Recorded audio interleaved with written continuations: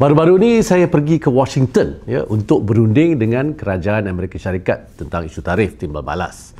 Ada orang kata kita ni pergi jauh-jauh jumpa kerani aja ke? Biar betul ya.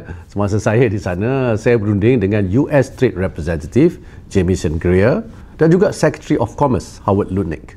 Kedua-dua mereka ini adalah anggota Kabinet Trump yang bertanggungjawab ke atas perdagangan Amerika Syarikat. Sistem sana lain dari Malaysia. Anggota kabinet dia tak panggil menteri, dia panggil secretary.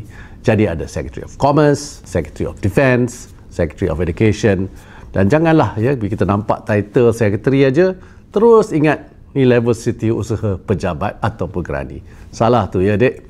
Jadi jangan cepat sangat melatah. Kita kena faham cara kerja negara lain dan yang penting kerajaan Malaysia sentiasa berusaha yang terbaik untuk melindungi kepentingan rakyat.